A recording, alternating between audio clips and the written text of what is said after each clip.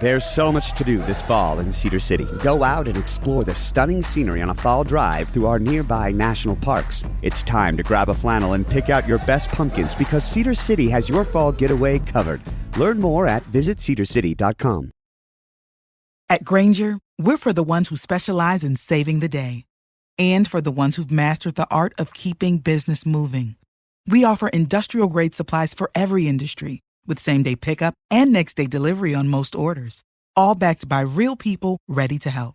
So you can get the right answers and products right when you need them. Call, clickgrainger.com, or just stop by. Grainger, for the ones who get it done. Welcome to the Human Capital Innovations Podcast, where your source for personal, professional, and organizational growth and development, where we share original research, explore industry trends, and interview executives and thought leaders from across the globe. We hope you join us often for practitioner-oriented content around all things related to leadership, HR, talent management, organizational development, and change management. Maximize your personal and organizational potential with Human Capital Innovations Podcast.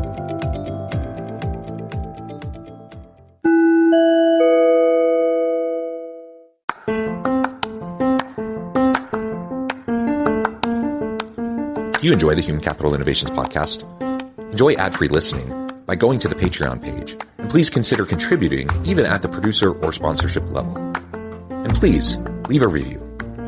Thank you for your support.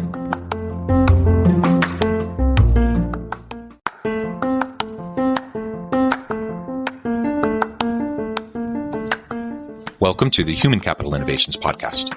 In this HCI Podcast episode, I talk with Maria Trapenasso about recent NFP data about how employers are offering more flexible benefits, but also carefully eyeing cost containment.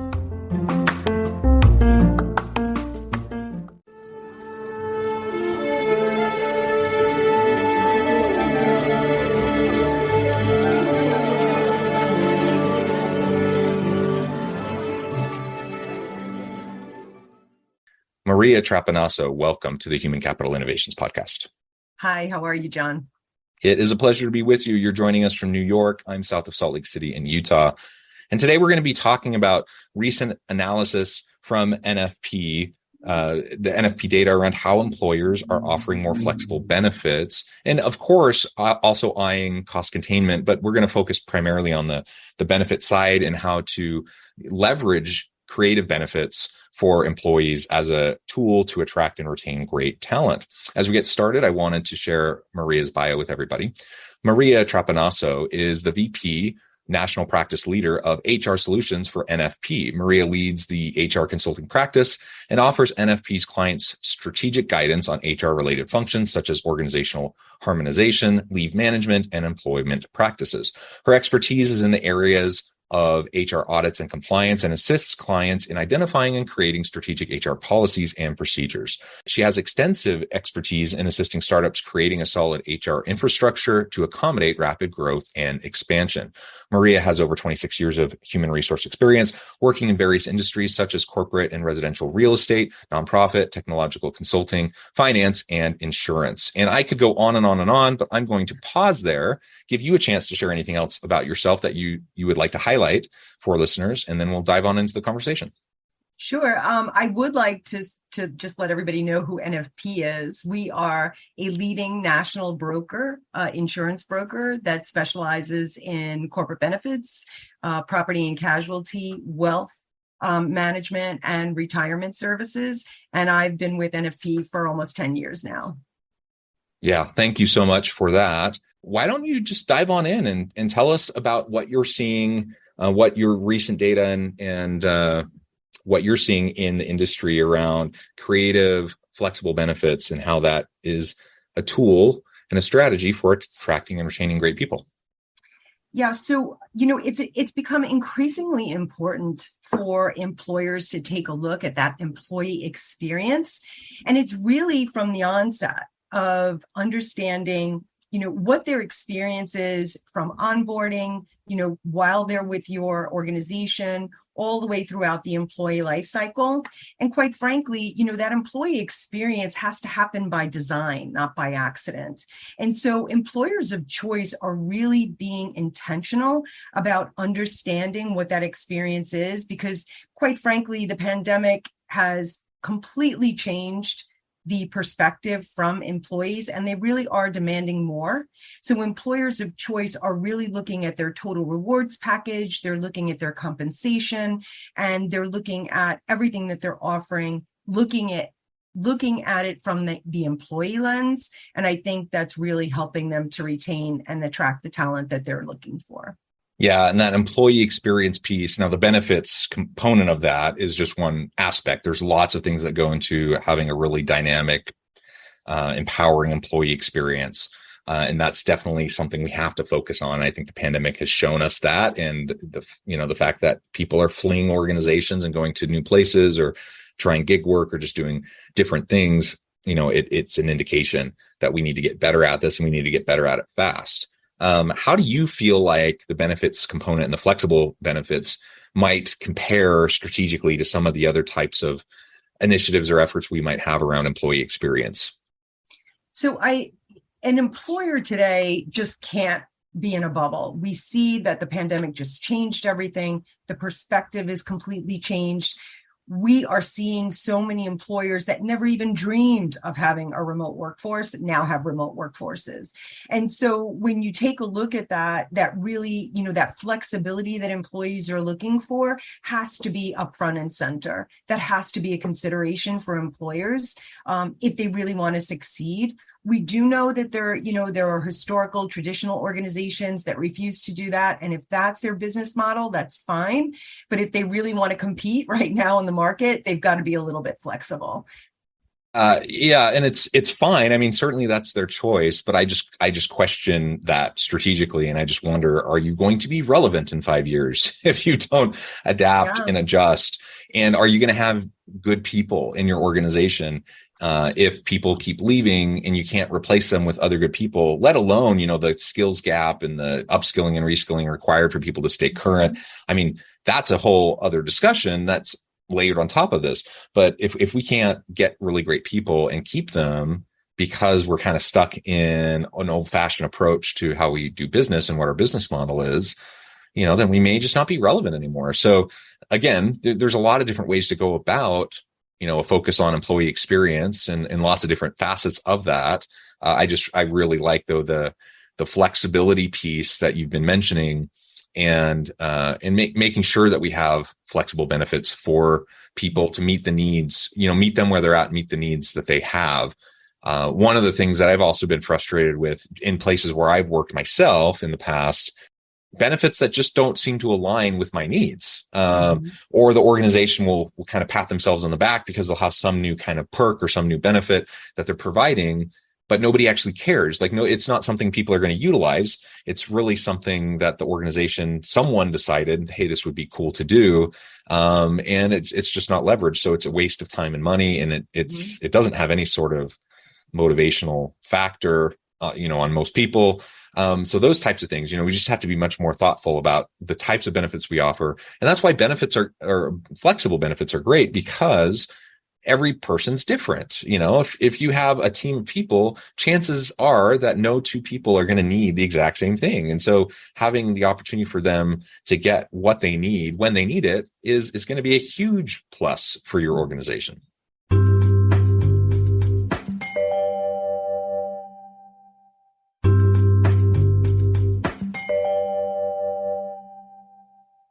Absolutely, John. And you made so many great points. And one of the things that we're seeing is employers really expanding and taking a look at how do we understand what our employees need. And so what we've been seeing is focus groups, diverse focus groups, ongoing focus groups, right? Not just taking surveys once a year to find out what employees' thoughts are, but continuing that communication.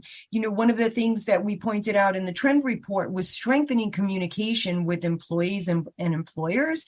If they're not listening to their employees, like you mentioned, cost containment goes right out the window. They're wasting their money on benefits that nobody uses or understands. And it's so important to really focus in on what employees need. And I'll give you a perfect example.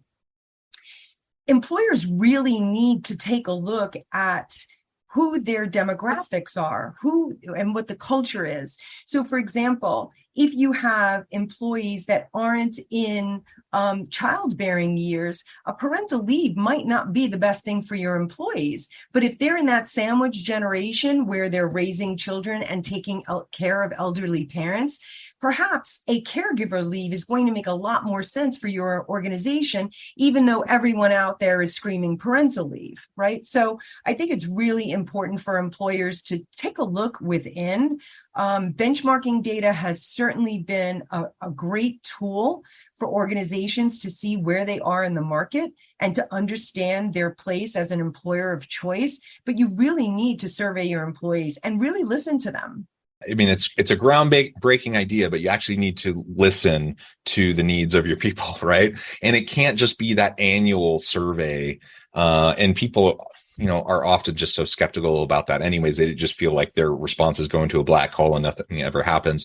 So being proactive about getting the input from your people, actually listening, and then creating opportunities that fit with what the needs are and communicating that actively is going to be really, really important. And I'm glad you mentioned things like parental leave. Now, I'm super thrilled. I'm a university professor and I do consulting work as well. But at the university, it's something that has emerged just in the last few years. Then now we have parental leave instead of maternity leave. That's wonderful. I have 6 children. It sure would have been nice if that was in place when I had any of my children. My youngest is 9 years old, so he predated, that leave policy. So I didn't have the benefit of it, but I'm grateful and happy that it's now there for other people. But what about others who aren't in that stage of life? It's a benefit that they don't get to participate in at all. Another piece, and this is unique in a university setting, but one of the nice benefits we get, and it's actually wonderful because I have 6 children, is free tuition at the university. So all of my kids can go to the university for free.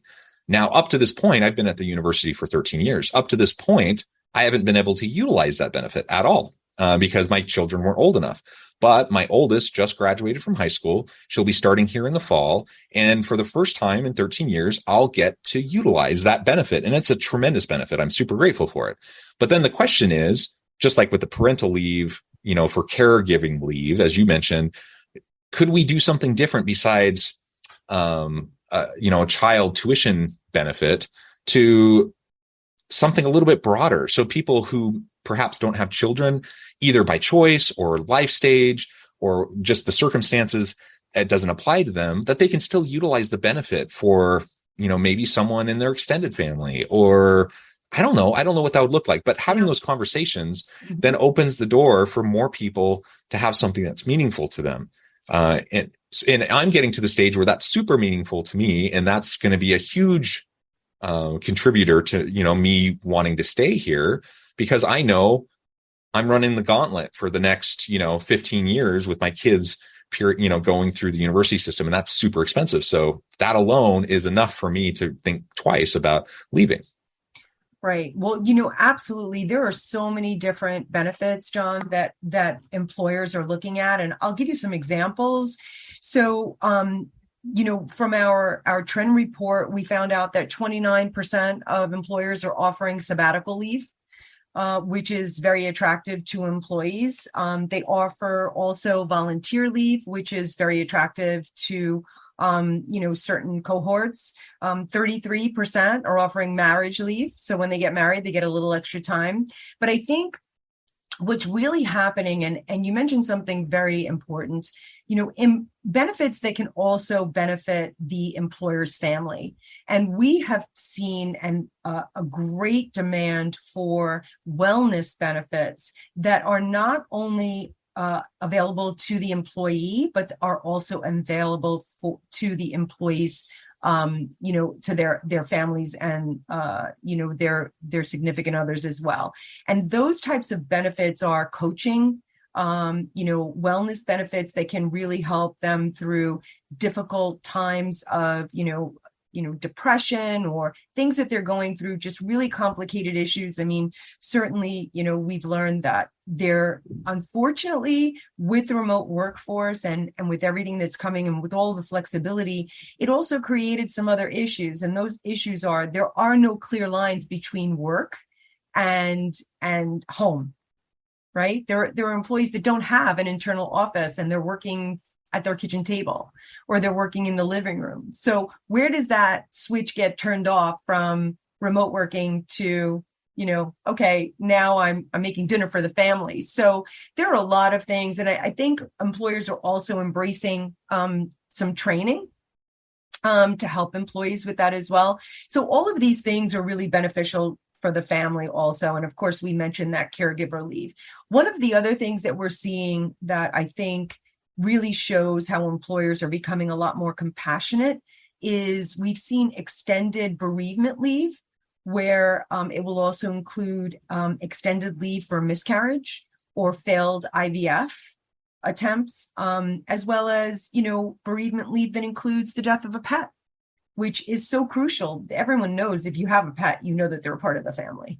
So I think that's really, really important that employers look at all of those other options for their benefits to extend them to really benefit the employee.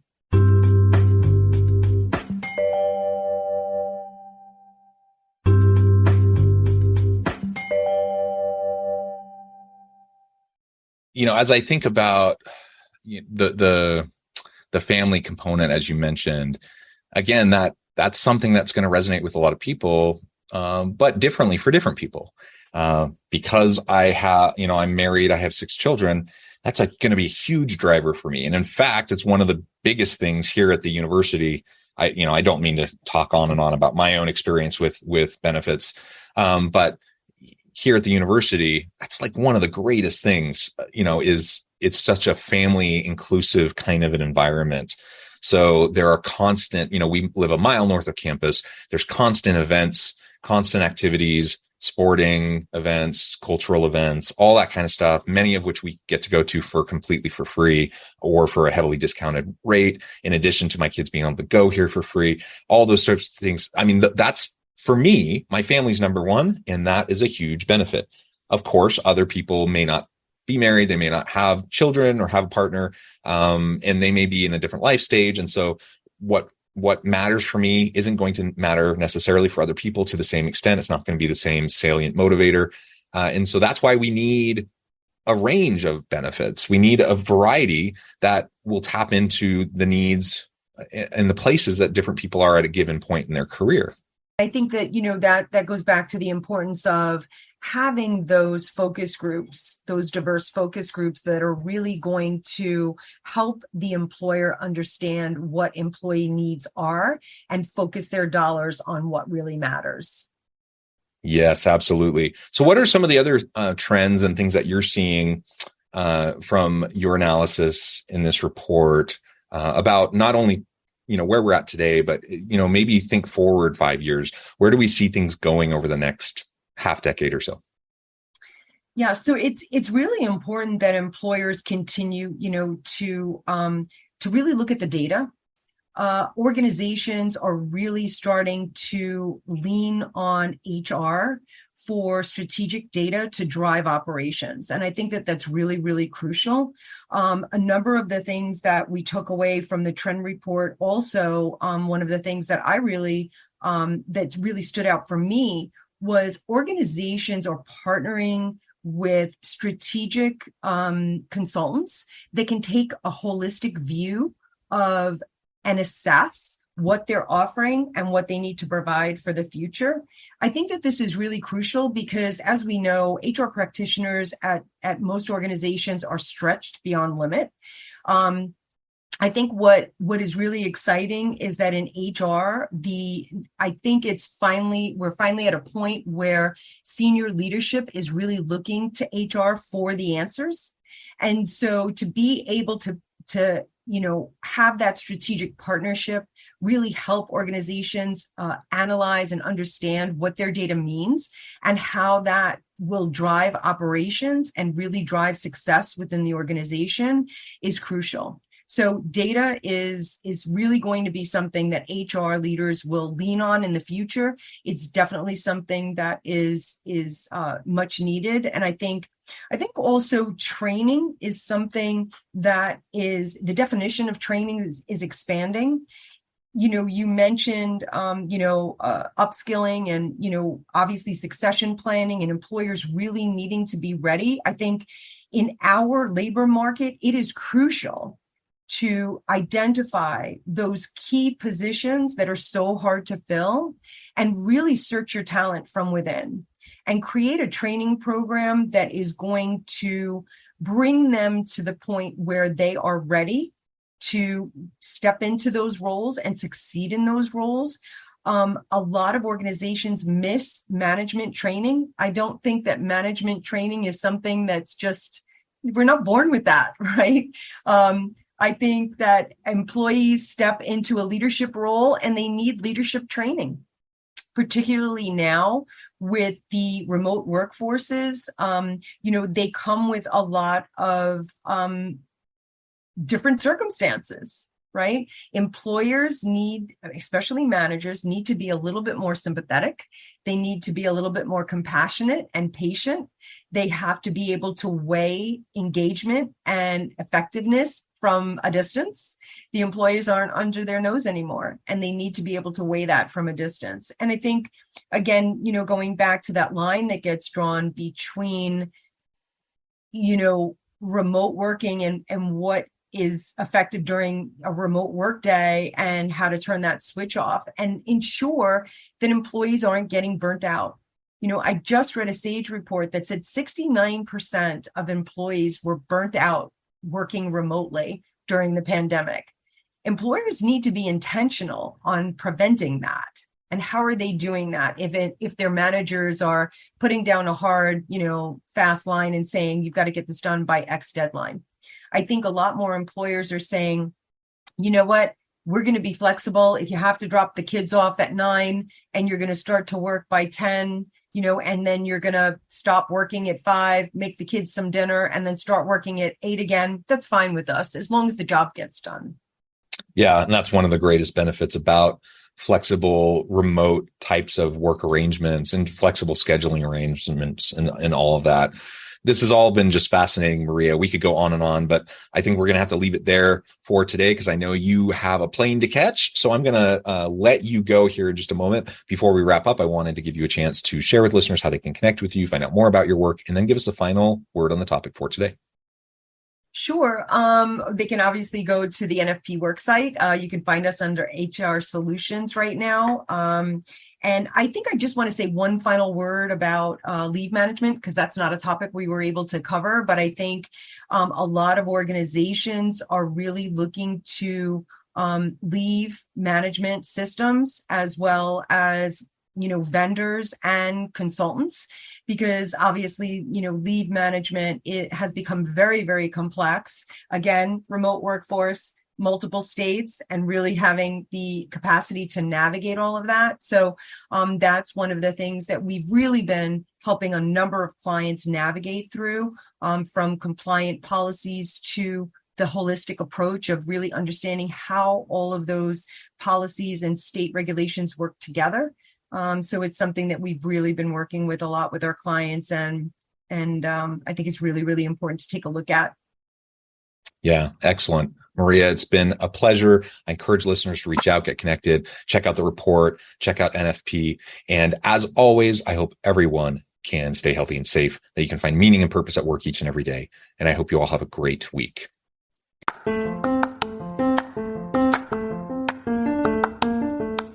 Do you enjoy the Human Capital Innovations podcast? Enjoy ad-free listening by going to the Patreon page, and please consider contributing even at the producer or sponsorship level. And please leave a review. Thank you for your support.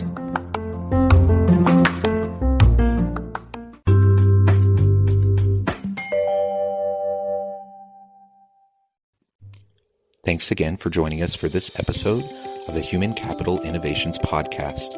I hope you stay healthy and safe and that you have a great week.